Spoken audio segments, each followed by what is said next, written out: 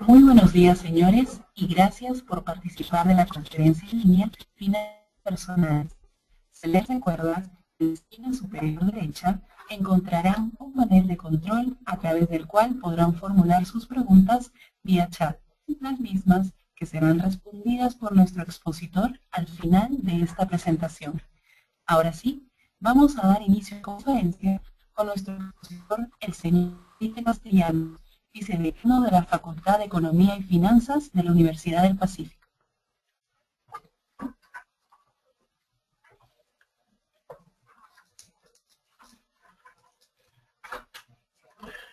Buenos días a todos los participantes. Gracias por estar con nosotros y gracias también a Prima FP por invitarme y darme la oportunidad de dirigirme a ustedes. Vamos a ver el tema de finanzas personales y en general es un tema bastante amplio que incorpora muchos aspectos de nuestra vida, digamos, de nuestra vida personal económica, ¿no? Temas como cuánto ganamos, los gastos de educación, los gastos de las hipotecas, los estados bancarios, ahorros, las inversiones que queramos hacer y nuestro retiro.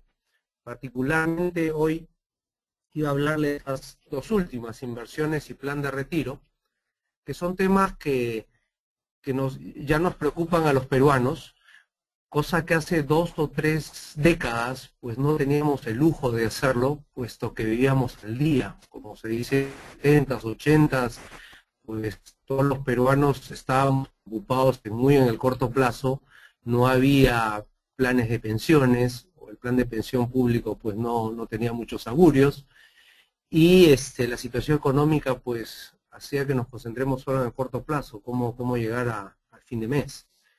Hoy por hoy, gracias a Dios y gracias a buenas medidas que se tomaron en los 90, tenemos una situación mucho más sólida y expectante y nos permite ver un momento el mediano plazo.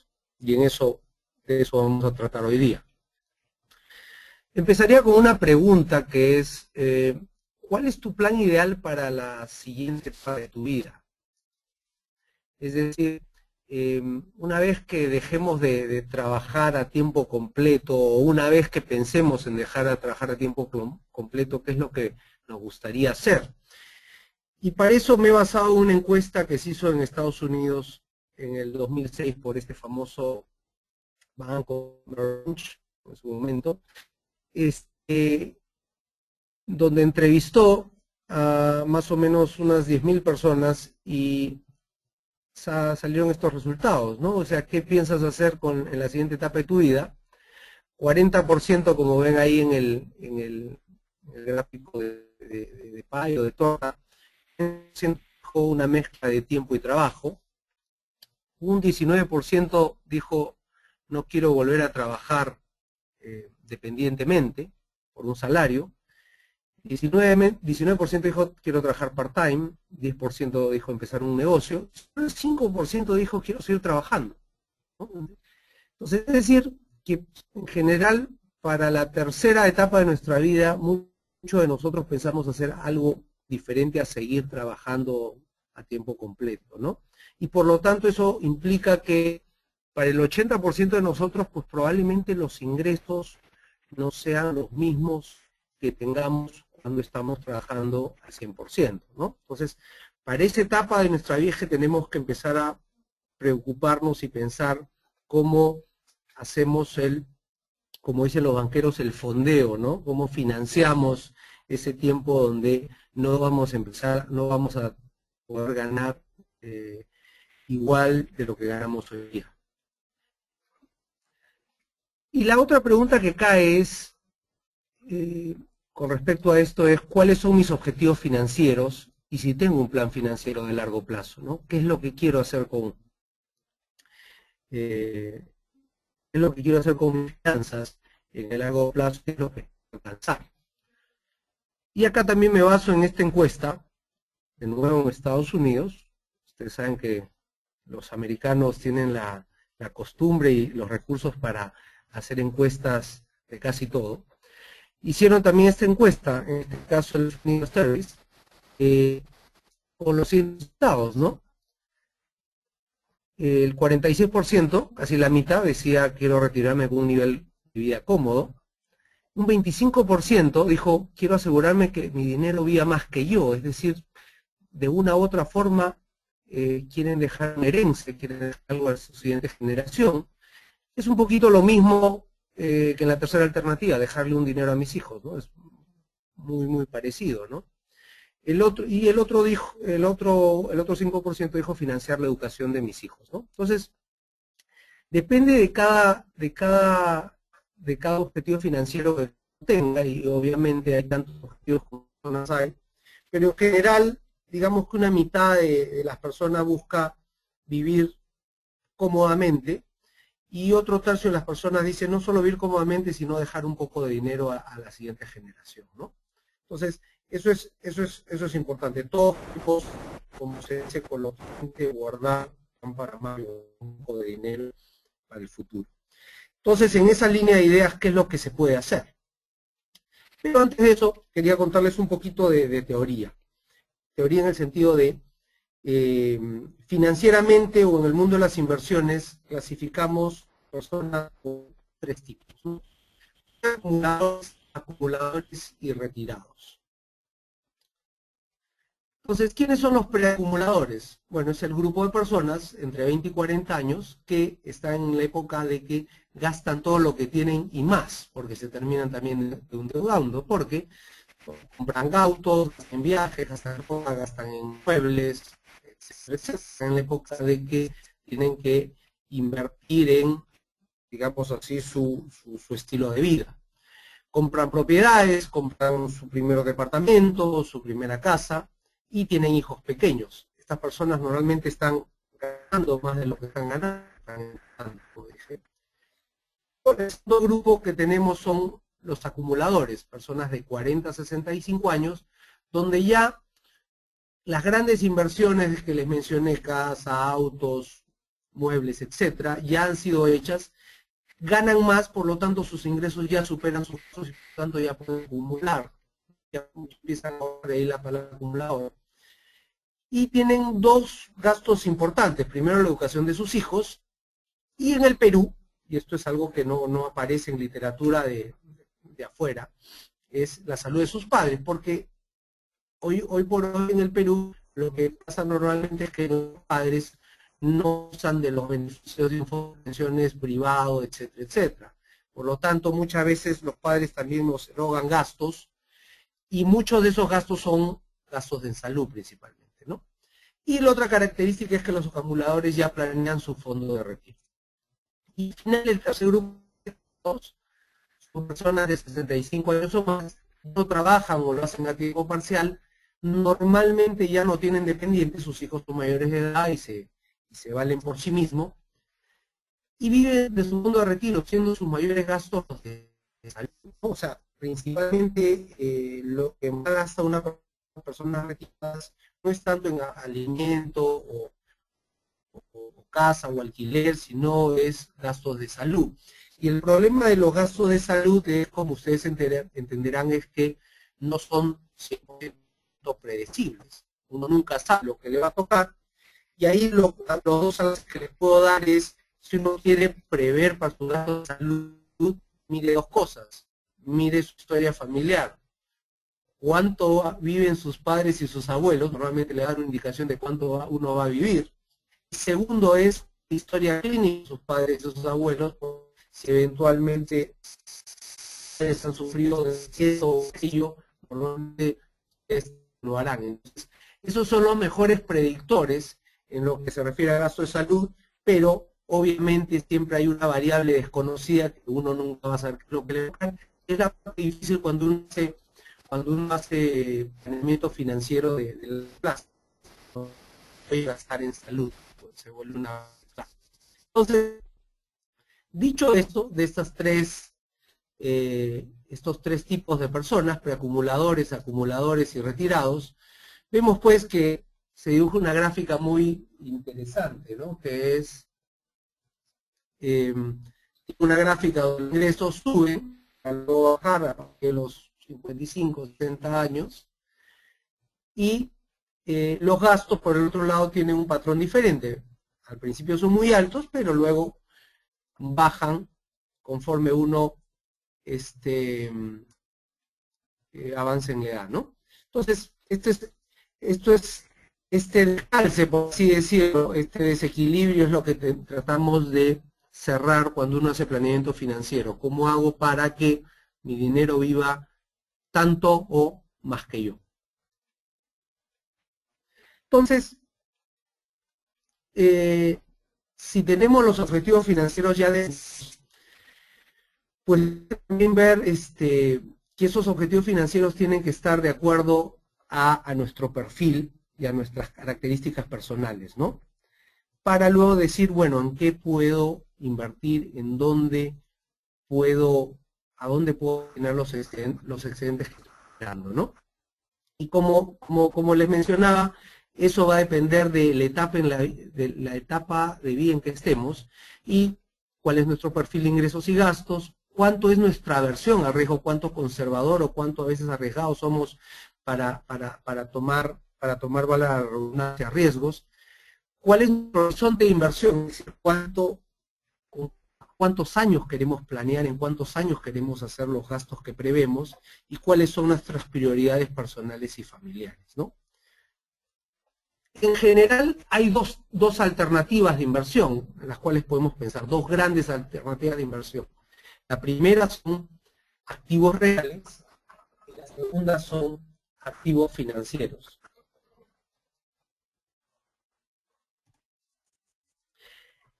Cuando hablo de activos reales hablo de cosas tangibles, ¿no? Hablo de negocios, hablo de bienes inmobiliarios, que pueden ser casas, departamentos, terrenos, etc. O de otros, cuando hay otros, joyas, puede ser arte, puede ser antigüedades, puede ser cosas un poco más sofisticadas, ¿no? Principalmente les diría de lo que hablamos es de negocios y de bienes inmobiliarios, pero son todas cosas tangibles, todas cosas que, digamos, se pueden usar. A diferencia del segundo gran grupo de forma de ahorrar o forma de invertir, que son los activos financieros, son activos intangibles, son activos que no tienen valor per se, sino que representan, ¿no? Representan valor, es decir, ahí hay tres grandes subgrupos que son los productos bancarios, de los cuales podemos hablar de depósitos a plazo, ahorros, cuentas corrientes, principalmente depósitos a plazo fijo, digo. Lo segundo es lo llamado renta fija, ¿no? Y dentro de renta fija, los grandes grupos son bonos corporativos, son letras, son fondos mutuos, renta fija, valga la redundancia, todo lo que son títulos que dan un rendimiento fijo anual. Y renta variable, o más conocido con el nombre de acciones, en el cual, ¿no?, podemos ganar por los dividendos que nos den, pero sobre todo por al precio al cual los podemos comprar y luego vender, ¿no? Entrar directamente a comprar acciones o lo podemos hacer a través de fondos mutuos o incluso a través de aportes voluntarios a una AFP. Entonces, recapitulando, dos grandes grupos, activos reales y activos financieros. Ahora, ¿de qué depende que yo invierta en unos u otros? Bueno, de varios criterios, pero ya centrarme en cuatro que debemos tener muy en cuenta, ¿no? El primero es el rendimiento o el retorno, es cuánta plata, cuánto dinero espero yo obtener a partir de esta inversión. Si yo invierto 100, pues cuánto conseguir, 15, 20 más, depende. El otro criterio muy importante es el riesgo, es la posibilidad de que este rendimiento se dé o eventualmente pierda el capital. ¿Cuál es la probabilidad de que me vaya bien o me vaya mal? ¿Sí? Ese es un segundo tercero, y el que a veces no es tan evidente, es periodo de maduración, u otra forma de mencionarlo es horizonte de inversión. Es decir, ¿cuál es el plazo en el cual prefiero yo quiera tener mi dinero de vuelta?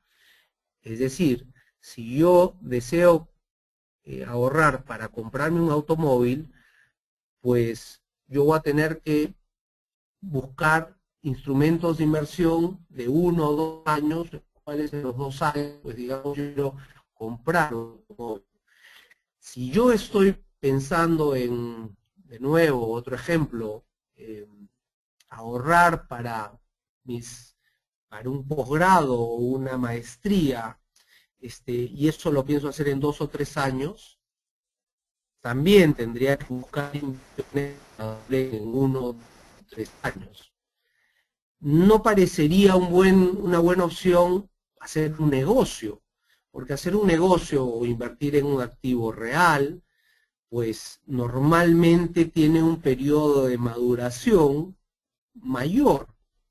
Un ejemplo, pensemos en poner un restaurante. Estamos hablando de que el restaurante pues repaga su inversión normalmente en unos 3 a 4 años. Los 2 años van a ser de inversión, ¿no? Entonces, tengo que buscar una inversión que calce con mi periodo de maduración. Si ya estoy pensando en un fondo de retiro, sí puedo darme el lujo de pensar pues en alternativas de inversión que maduran en un más largo plazo, ¿sí? Y el cuarto, que es también muy importante sobre todo para las personas que estamos muy metidos en el negocio de las inversiones, es el tema de liquidez. A veces no le hacemos tanto caso a esto, es la posibilidad de yo tener mi dinero en cuanto lo necesite. Si yo pongo mi dinero y compro un departamento y luego busco vender el departamento, pues para conseguir un precio aceptable de venta de mi departamento, me demoraré aproximadamente entre 3 y 6 meses el proceso de venta, o a veces más. En cambio, si yo invierto en un fondo mutuo, ya sea de bonos, de acciones, o en un depósito bancario, la disponibilidad es inmediata y eso en una economía que eventualmente puede entrar en inestabilidad, pues es muy valioso tener la posibilidad de hacer líquida mis inversiones en cuanto las necesite. Entonces, tengamos claro esos 4 criterios. Ahora, en la gráfica que les estoy mostrando un principio básico de inversiones. Es en el eje vertical está el retorno y en el eje horizontal está el riesgo. Normalmente, y esto es siempre, por no decir, o casi siempre, por no decir siempre, es a más retorno, más riesgo. Duden mucho de aquellas inversiones que les dicen, miren, les voy a dar 20, 25% de retorno. No hay tal cosa como inversión rentable sin riesgo. Esta es una verdad casi absoluta, ¿no? U otra forma de decirlo, y es una expresión que le escuché a uno de mis abuelos hace mucho tiempo, es no hablo de 18 quilates a precio de 14 quilates. Toda inversión que tiene un retorno alto, pues tiene normalmente asociado un riesgo proporcional. Lo más seguro, pues, y en el corto plazo, pues son depósitos bancarios. Después viene bonos de empresas, acciones, viene raíces, negocio inmobiliario y al final lo más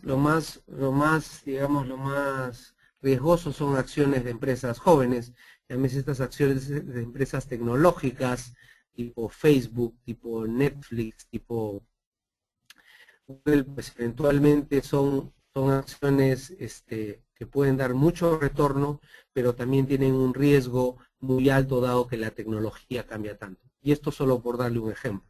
podría hablar de otros sectores tipo empresas farmacéuticas que también están expuestas a muchos vaivenes, otras actividades también riesgosas. Entonces, teniendo esto en mente y teniendo los 4 criterios que mencioné, he hecho un pequeño cuadro resumen y la idea es que se lea de la siguiente forma.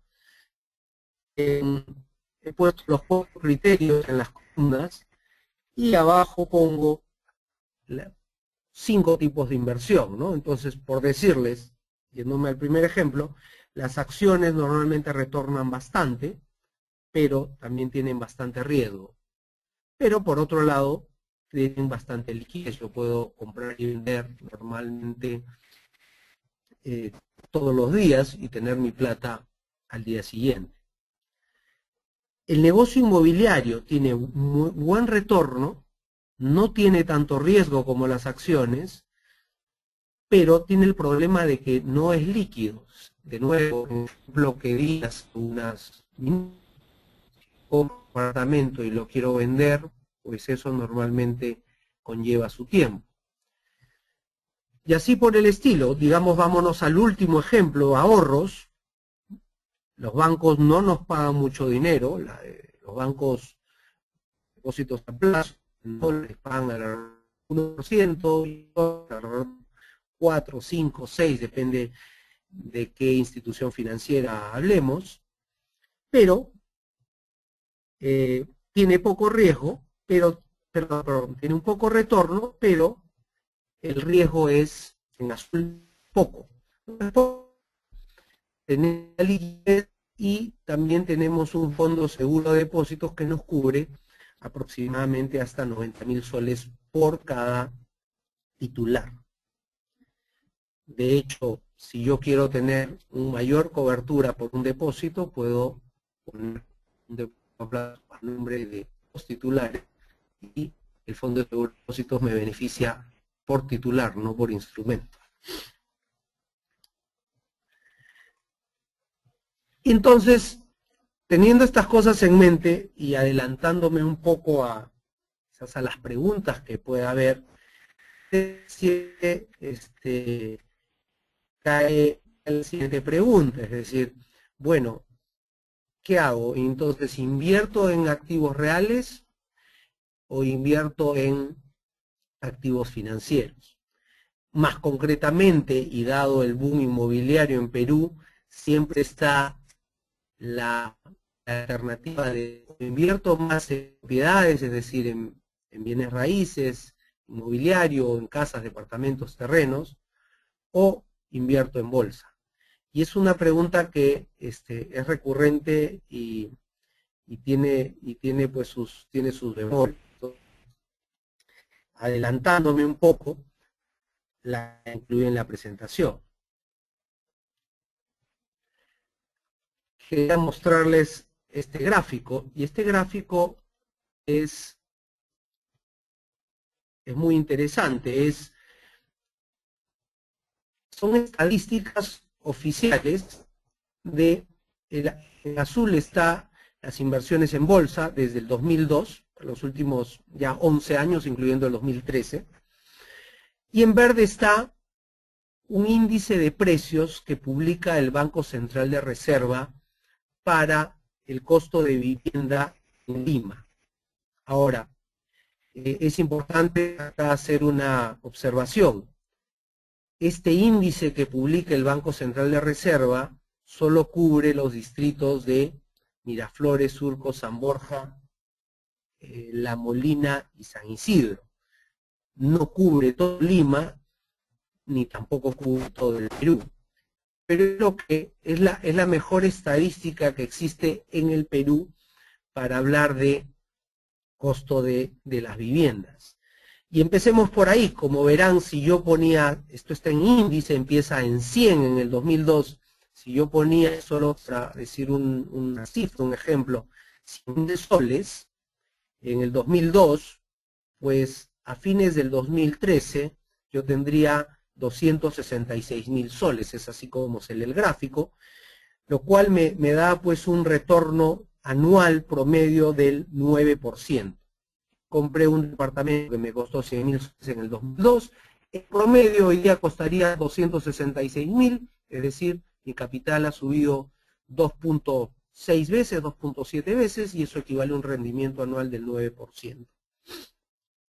Veamos qué pasa con invertir en bolsa. Si invertíamos ya directamente en la bolsa de valores o a través de un fondo mutuo. Ahora, estos son promedios.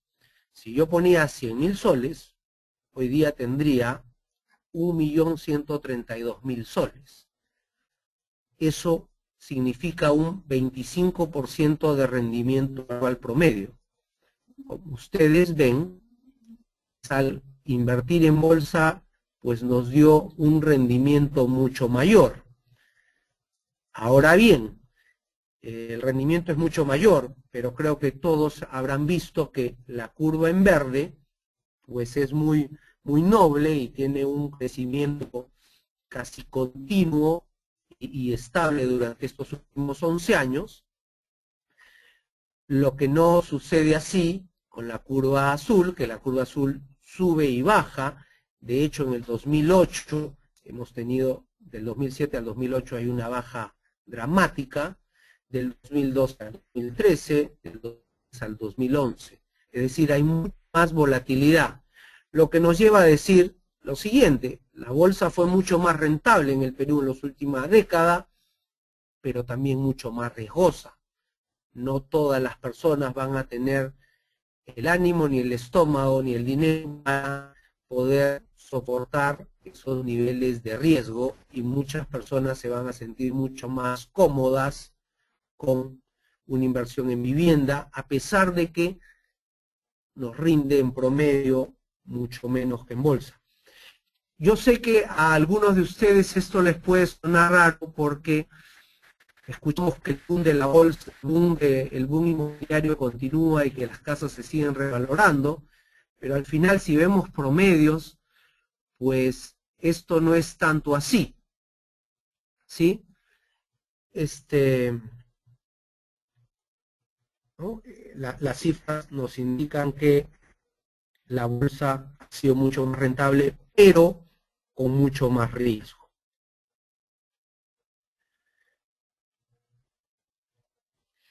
Esto de acá, este gráfico, es algo similar. Lo que estoy haciendo hincapié es en lo que les dije hace un minuto, la volatilidad, es decir, la variación de las inversiones en bolsa. Y ahí en un círculo marcado los años 2000, donde la bolsa decreció 34%. 2008 fue un año de crisis nunca antes vista en el mundo desde 1929. El Perú, la bolsa decreció 60%. Y el último año, pues, no nos fue nada bien. La bolsa de valores de Perú decreció 24%. Y este año, pues, sigue en negativo. Todo el mundo pensó que este año nos íbamos a recuperar, pero este año sigue el índice en negativo. Lo cual puede ser que la inversión en bolsa, si bien es rentable, sea muy variable, ¿no? De hecho, algo que también quería hacerles notar es, miren, el 2006, la bolsa creció 168%, es decir, uno ponía 100.000 soles en enero y en un año tenía 268.000 soles. Eso no es común, ¿no? Pero, como volví a decirles, si uno ponía dinero en enero del 2008, 100.000 soles, en diciembre del 2008 se da cuenta que solo le quedaban 40.000 soles. Eso tampoco, pues, de tranquilo ni a nadie, ¿no? Entonces, lo que nos lleva al siguiente corolario: invertir en bolsa es muy rentable, pero siempre y cuando se haga como una inversión de mediano y largo plazo. Y cuando hablo de mediano y largo plazo, hablo de por lo menos 4 a 5 años. Es decir, si yo invierto en bolsa, normalmente debería ser para tener un horizonte de inversión, un horizonte de maduración de 4 a 5 años. Si yo invierto en bolsa porque en un año voy a necesitar la plata o en 2 años voy a necesitar la plata, mejor no hacerlo, porque puede ser que entremos en un momento o salgamos en un mal momento y salgamos perdiendo mucho dinero. Lo bueno es que en el largo plazo todas estas variaciones se licúan, por así decirlo, se netean, y en general la inversión sí se vuelve muy rentable. Entonces, volviendo al tema, invertir en bolsa es muy rentable, pero solo para horizontes de inversiones largos.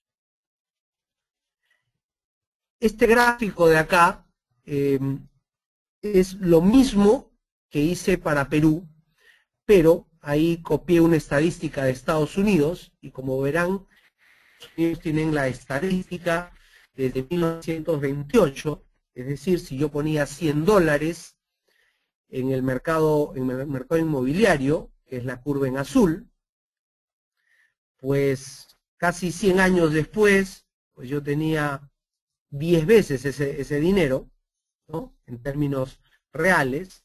Pero si yo ponía los mismos $100 en bolsa en 1928, pues yo tendría la misma cantidad pero multiplicada por 1000 veces. Es decir, se da lo mismo. La bolsa sigue siendo más rentable que invertir en el negocio inmobiliario. De nuevo, si ven con detalle, esta curva rojo tiene muchos más saltos y muchas más subidas y bajadas que la curva en azul. La curva en azul es bastante más noble, por así decirlo, que la curva en rojo. Es lo mismo que pasa en Perú, pasa en Estados Unidos. Si les muestro estadísticas de otros países, probablemente lo mismo. La bolsa viene mejor, pero con mayores costos, mayores volatilidades. Solo para darles un dato más, en Perú nos ha ido muy bien en el rendimiento en bolsa.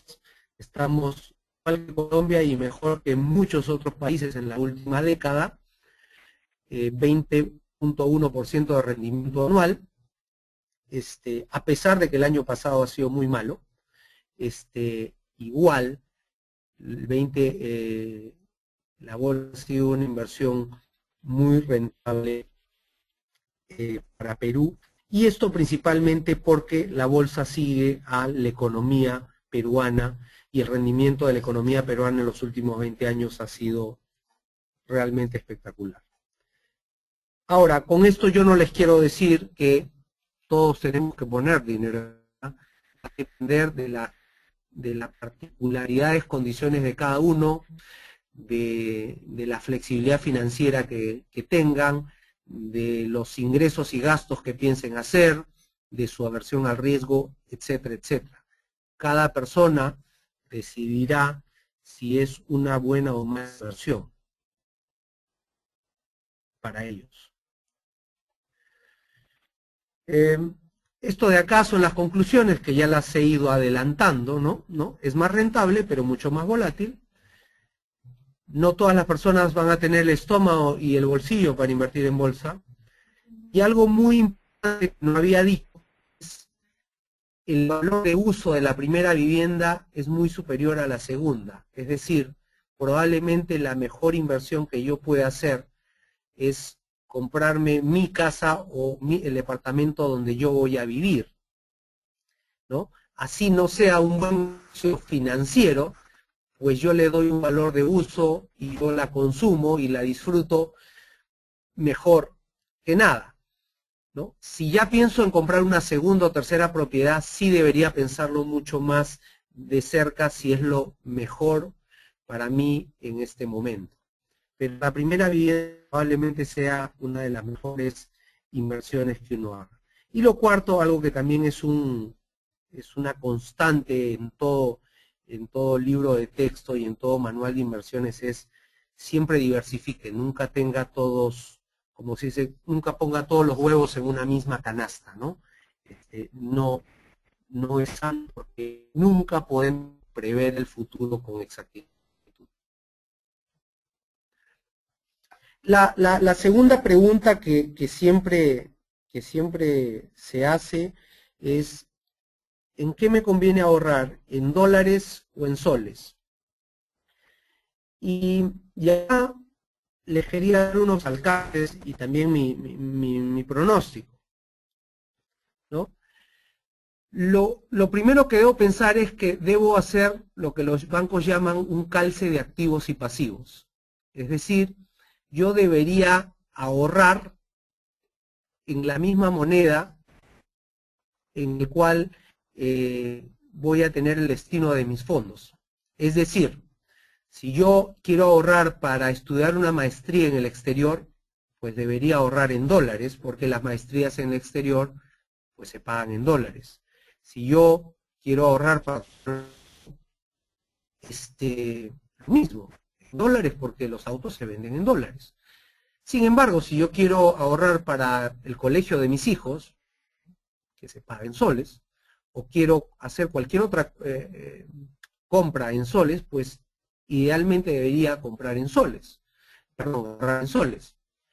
De la misma manera, cuando yo me endeude, si gano en soles, pues normalmente mi hipoteca debería estar en soles, y de hecho, la Superintendencia de Banca y Seguros y todos los bancos están aconsejando y tratando de que la gente migre hacia hipotecas en soles, porque no es en el largo plazo.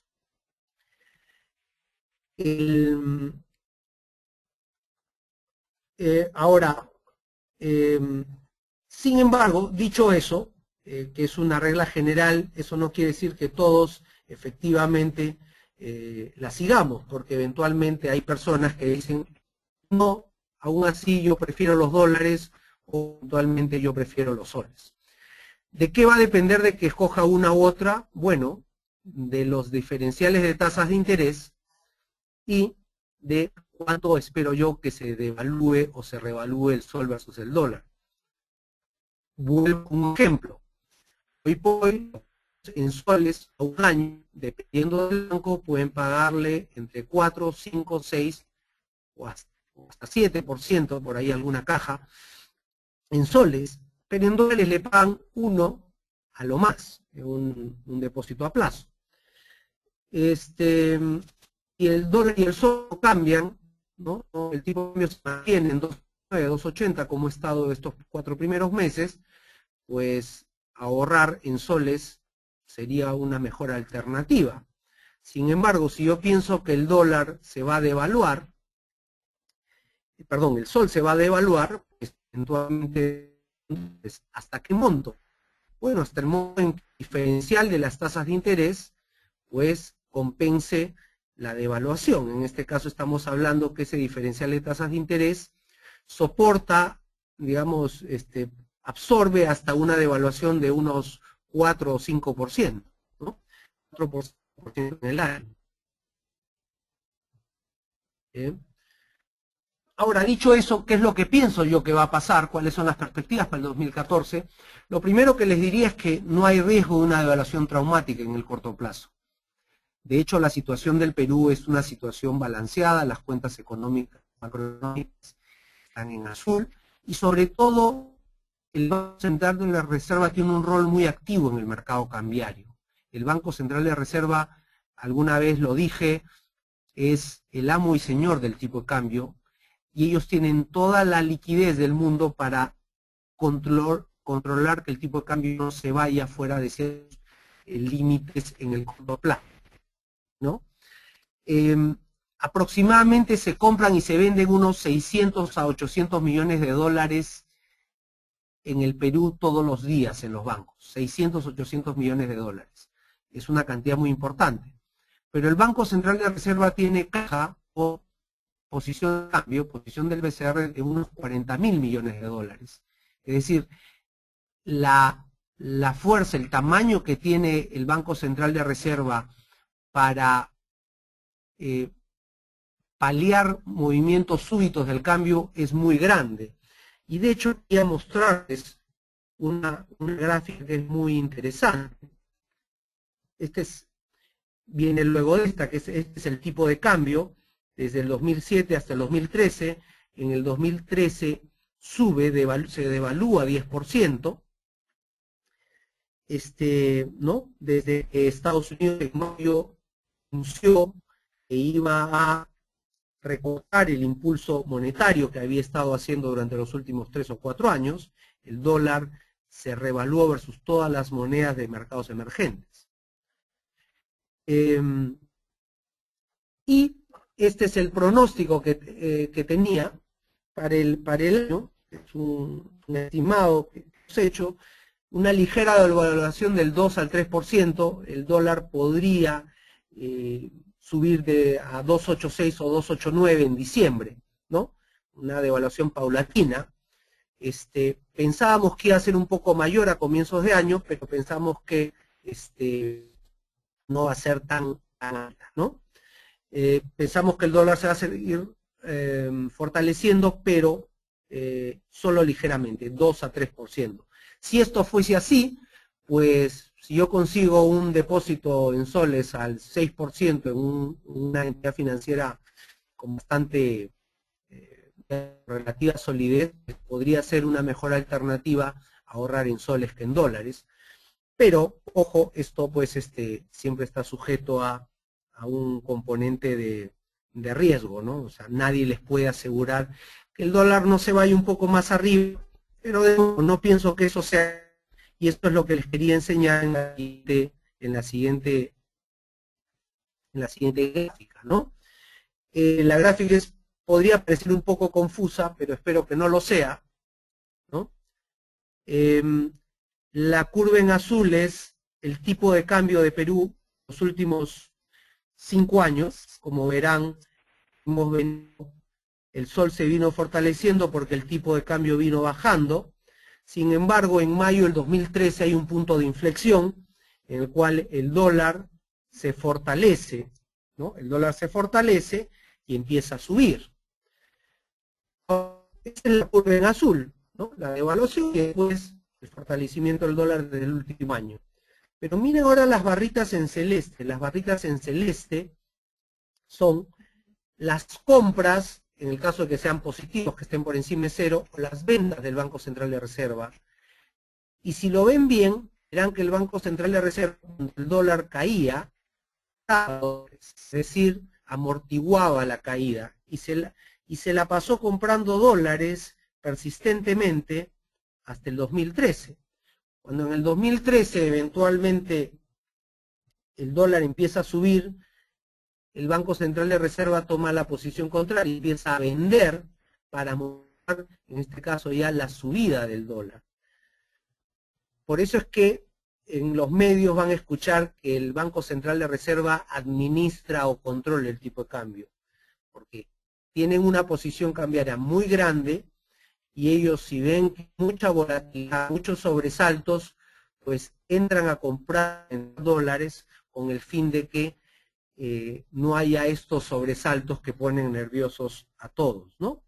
Y como corolario, en la siguiente gráfica van a ver esto mismo. En este caso, la curva en negro es el tipo de cambio del último año. Los otros tipos de cambio, rojo, azul, morado y verde, es Brasil, Chile, México y Colombia, respectivamente. Dos cosas que le quería hacer notar. Perú es la moneda que menos devalúa, ¿sí? Y segundo, es la que menos, verán que las curvas tienen mucho más saltos, ¿no? Subidas y bajadas, son mucho más, se ven unas curvas mucho más nerviosas. El tipo de cambio de Perú es mucho más, digamos así, noble, no varía tanto, relativamente hablando. Y eso es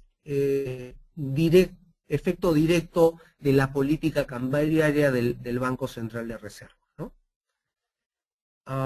Con esto terminaría con este punto y en estos momentos abriría a preguntas que pudiesen tener ustedes. La primera pregunta que me hacen es: el rendimiento en bolsa no depende de cuándo inviertas. No todos invirtieron en el 2002. Gracias por la pregunta. Precisamente, como nadie tiene una bola de cristal y nadie sabe en qué momento invertir, lo que yo estoy recomendando es que las inversiones en bolsa tienen que ser de largo plazo. Normalmente si uno compra y se queda 5 años en bolsa, es muy raro que uno pierda dinero. El tema y el problema viene cuando uno entra un año y trata de salir otro. O entra un año y salen 2 y se desespera. Esto es una inversión de largo plazo. La otra pregunta que me hace, en el gráfico de rendimiento acumulado para la inversión en vivienda, el rendimiento se refiere al margen ganado por la compra y la venta del inmueble, o incluye, por ejemplo, alquileres. No incluye, es una buena pregunta, gracias. No incluye alquileres, lo que incluye es la compra y la venta de a cuánto lo compré y a cuánto lo estoy vendiendo. Entonces, para que sea un ejemplo justo, alquileres.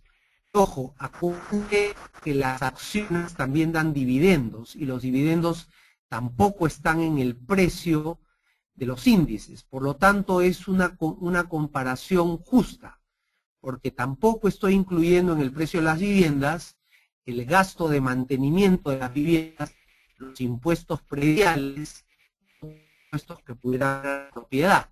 Entonces, contestando a la pregunta, no incluye alquileres, pero aún así es una comparación justa y equitativa entre acciones y viviendas, que las tampoco, los precios de las acciones tampoco están incluidos los dividendos que brindan anualmente a sus inversionistas. ¿Qué tan importante es la tendencia al momento de realizar una inversión en bolsa? Tratar de saber en qué momento entrar o vender, entrar o comprar es muy difícil. Mi recomendación es compre en varios momentos del tiempo e invierta por largo plazo. Es decir, si yo tengo 100.000 soles, por decir una cantidad, lo que yo aconsejaría es comprar de paquetes de 20 en 20 una vez al mes es decir, si yo empiezo hoy día compraría 20.000 soles en abril, 20.000 soles en mayo, 20.000 soles en junio y así sucesivamente, para tratar de no estar tan expuesto a que si el momento fue bueno o malo. E invertiría a mediano plazo, como dije. La otra pregunta es, ¿hay alguna diferencia en rentabilidad entre decidir en invertir en bolsa o optar por el mercado de Forex por internet? A ver, no quiero ser políticamente incorrecto con un Forex que es una forma de inversión, pero mi consejo es invertir a mediano plazo. Si uno invierte en Forex, normalmente la gente que lo hace es a corto plazo y ahí hay un componente de incertidumbre y albur muy alto. Creo que la gente que está invirtiendo, si entra y sale al mercado, lo hace más porque le gusta hacerlo, le gusta la emoción de la inversión en corto plazo, pero en general, a la larga, salvo que uno dedicado a tiempo completo a hacer trading de acciones, es muy difícil ganarle al mercado. Me hacen otra pregunta, me dicen, los fondos mutuos hasta el día de hoy, después de la crisis del 2008, no se han recuperado lo que invierten. Sería mejor retirarlo y ver otras alternativas. Bueno, depende de qué fondos mutuos. Hay fondos mutuos que sí les ha ido muy bien, hay otros que no tanto, yo diría que sí, si no les ha ido bien en 4 o 5 años, pues quizás no es un buen fondo, pero en general los fondos sí se han vuelto a recuperar y sí están en positivo. Me dicen, ¿cómo ve las inversiones en bolsa para los próximos 4 años, 2014 al 2018? Acá es difícil, pero sí me atrevo a hacer un pronóstico. Yo creo que la Bolsa de Valores de Lima es una buena alternativa y tengo en mi mente 4 años de horizonte. La bolsa ha caído 24%, el año pasado, este año viene cayendo alrededor del 7, 6, 7, 8%. Yo creo que es un buen momento para recoger, es decir, comprar acciones relativamente baratas. Ahora, tienen que tener muy en cuenta que el plazo de inversión, ¿no? Y me gusta la Bolsa de Valores de Lima porque la economía peruana sigue viniendo a buen paso. El gobierno estima crecer entre 5.5 y 6% este año. El FMI y otras casas privadas estiman entre 5 a 5,5. En cualquier caso, 5 o 6 es un muy buen ritmo. Siguen habiendo un buen nivel de inversiones mineras en los próximos años. El PIB sigue, la economía sigue estable, la inflación controlada, las cuentas fiscales en orden, las cuentas externas también en orden, tenemos altas reservas. O sea, la economía peruana para los siguientes 2, 3, 4 años sigue en buen pie. Por lo tanto, la bolsa debería seguir en esa línea. Por eso es que me gusta y me atrevo a recomendar invertir algo en bolsa. ¿No se considera el tiempo de la vivienda o solo es el terreno? Acá es la estadística que les presenté, está en el Banco Central de Reserva, está en la página del Banco Central de Reserva, es el metro de cuadrado construido, ¿no? Entonces ahí incorpora vivienda y terreno, ¿no? Las curvas de acciones en bola representan un promedio, no afecta la elección de cartera de quien conoce las mejores acciones del mercado. Muy buena pregunta, por eso que normalmente lo mejor para invertir en bolsas, algo que uno tenga una cantidad muy grande de dinero, es invertir a través de un fondo mutuo o incluso a través de una aporte voluntario, ¿no? Un FP fondo 3, ¿no? Acá no estoy haciendo propaganda de ninguna FP, estoy tratando de ser lo más objetivo. Si yo tengo un monto chico de dinero, pues debería invertir en bolsa a través de un fondo mutuo que lo va a diversificar y me va a llegar y me va a llevar medios, o lo hago a través, en este punto, de la de su preferencia.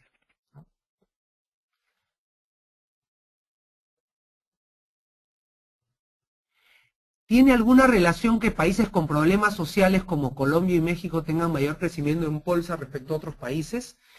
Sí, tiene una relación, pero así como hay problemas sociales en Colombia y México, lo cierto es que la economía colombiana y mexicana les ha ido muy bien en los últimos 10 años. O sea, si vemos la bolsa en Argentina o en Venezuela, desapareció o realmente va para abajo. Colombia ha sido exitoso en controlar el tema de la guerrilla y si bien tiene algunos problemas, pues no es lo que era hace 20 años.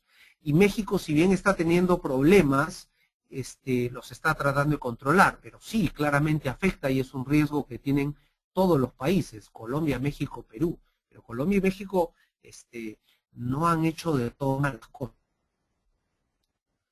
Bueno, la siguiente pregunta ya la respondí, que es cuál sería su recomendación para empezar a invertir en Bolsa de Valores de Lima. Lo haría a través de un fondo mutuo o un fondo voluntario en una AFP.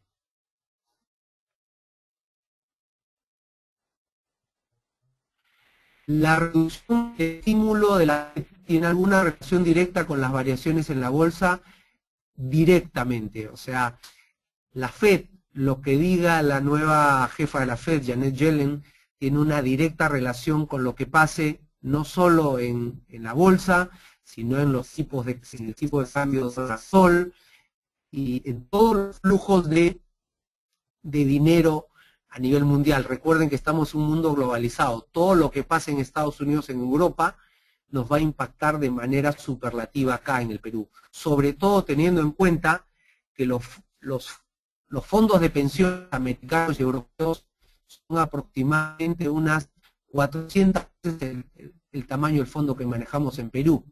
Por lo tanto, si me permiten el ejemplo, el coletazo que dé una ballena, pues efectivamente va a crear unas olas, y a nosotros que somos un pececito bastante chiquito, pues va a llevar a un lado del playa o a otro, o sea, sí, de todas maneras. Si hoy el problema, otra pregunta, si hoy el problema son las variaciones del tipo de cambio, ¿por qué no se incentiva el conocimiento del forward como instrumento financiero que ayuda a compensar las probables pérdidas? Porque el forward es un instrumento derivado que está circunscrito para corporaciones y para bancos. No creo que sea un instrumento apropiado para personas naturales.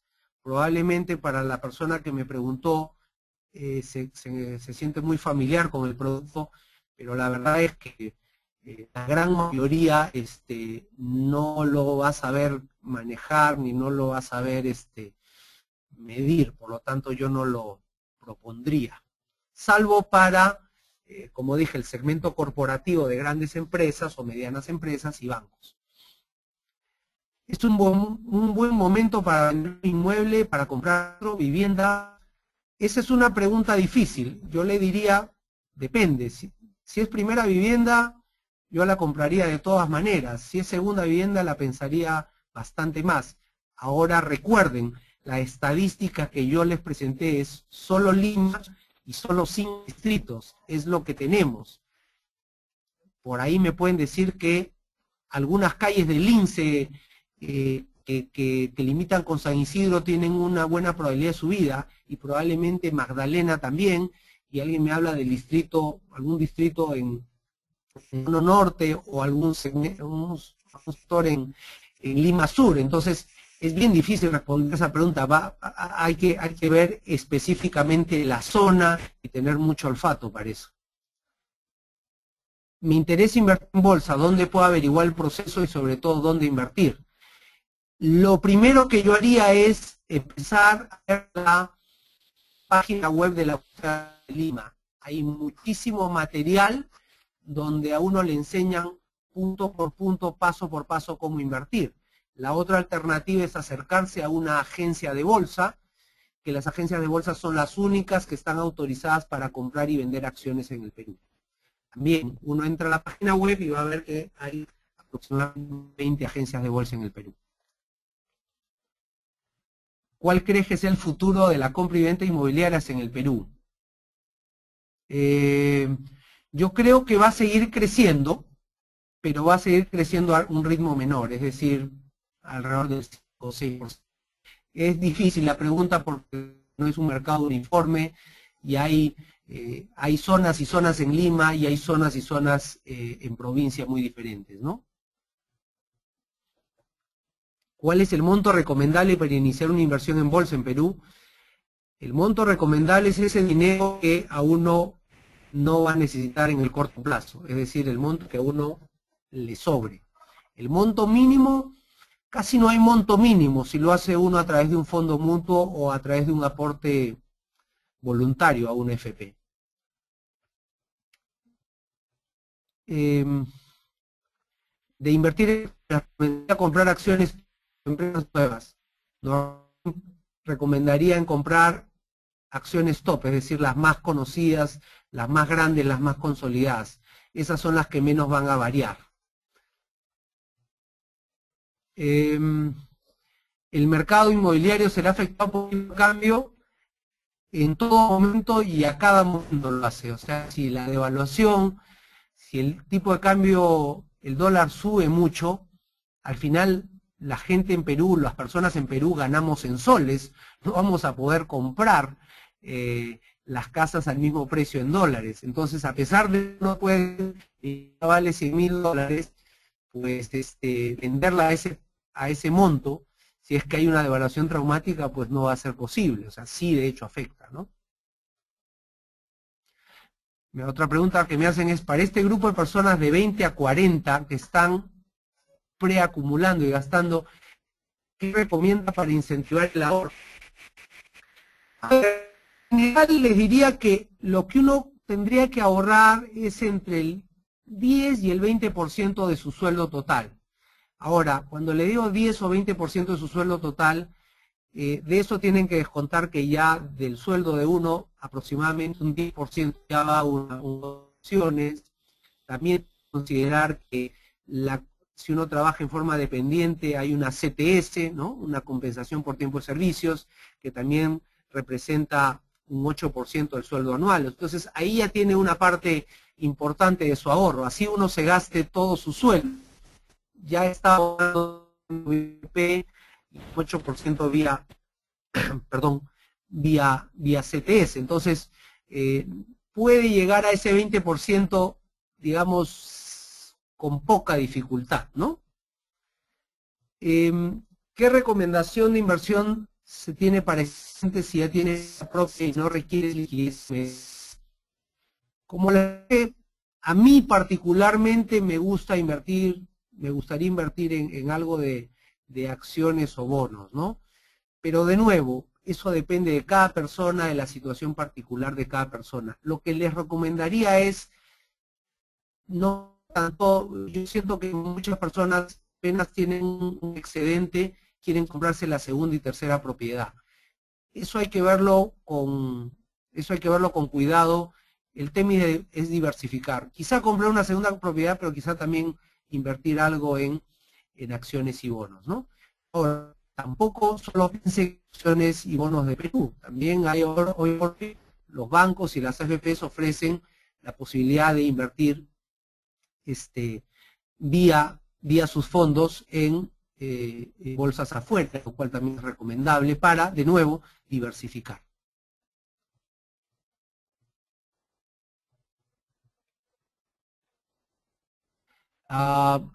Hay una pregunta interesante, me dice, las inversiones realizadas en el 2012 todavía reportan pérdida considerable. Lo curioso es que mientras los índices macroeconómicos crecen, la bolsa decrece. ¿A qué se debe esta contradicción? De nuevo, a que los fondos mutuos, los fondos de pensiones y los fondos mutuos de Estados Unidos y de Europa han sacado dinero de los mercados emergentes, llámese Perú, Latinoamérica, y lo están poniendo en las bolsas de valores de Estados Unidos de Europa. La bolsa de valores de Estados Unidos el año pasado creció un 30%. 30% es un montón de dinero. Están esas diferencias entre lo que es la economía real y los flujos de capitales en el corto y mediano plazo. Si el PBI fuera un buen predictor de la bolsa de valores de Lima, pues sería muy fácil ganar dinero, porque yo sabría si esto va bien, pues invierto dinero, y si va mal, pues saco el dinero. Desafortunadamente no es así, hay desfases muy importantes en el tiempo y eso es lo que estamos viendo. A ver, dos últimas preguntas, siguen habiendo más preguntas, muchas gracias, pero el tiempo también nos gana. ¿Qué nos podría decir de las inversiones en commodities como el oro? Esa es una muy buena pregunta. El oro llegó a su máximo hace un par de años, casi a $1.900 la onza, y bajó casi estrepitosamente hasta menos de 1.200 durante el año pasado. Hoy por hoy está alrededor de 1.250. El oro es un activo de refugio, y en la medida que todos veían que Estados Unidos seguía emitiendo dólares y los dólares bajaban, se devaluaban, la gente corría hacia algún activo más tangible y por eso el oro subió. A partir de que Estados Unidos ha empezado a hacer lo que llaman el de retirar dólares del mercado y fortalecer su moneda, el oro empezó a bajar. A mí particularmente me gustan las inversiones en oro porque a niveles de 1.200, 1.250 dólares la onza, ya hay muchas minas de oro que empiezan a dejar de operar. Es decir, hay como un pico natural alrededor de 1.100, 1.200. Por lo tanto, no veo el oro bajando mucho más, ¿no? Yo diría que el oro eventualmente podría empezar a subir paulatinamente. Invertir en oro directamente es un poco difícil, o lo hacen en metálico, comprando, ¿no?, digamos, en físico, o la otra forma de hacerlo es comprar acciones de una mina de oro, ¿no? Y hay minas de oro tanto en el exterior como en el Perú, donde nos dan una exposición favorable al oro. Es decir, si yo creo que el oro va a subir, invertir en esas minas podría ser una alternativa interesante. Unas dos últimas preguntas. ¿Hay un fondo de renta fija con bonos del Estado? Sí hay bonos con renta fija, y muchos de esas renta fija son bonos del Estado. Sería cuestión de que se acerque alguna administradora de fondos mutuos. Los principales bancos tienen administradores de fondos mutuos y ahí le van a dar todo el detalle de cuáles son los fondos mutuos de renta fija. Y me dicen, actualmente para ahorrar en soles, ¿cuánto considero una buena tasa por dinero en un año? Si yo estimo que se puede evaluar el dólar puede crecer un 2%, y lo que me pagan por un depósito a plazo en dólares es aproximadamente 1%, diría que de 4 o 5% es una buena tasa en soles. Ahora, tengo que estar muy claro de que una devaluación mayor del 2 o el 3% eventualmente hace que esa inversión no sea tan buena. Pero si tengo que dar una respuesta, le diría a partir del 5 a 6%, pero también depende a qué institución financiera lo estoy poniendo. No todas las instituciones financieras son lo mismo, y si bien todas tienen el fondo de seguro de depósito, es importante ver las dos cosas, que haya fondo de seguro de depósito, pero también que la institución sea buena.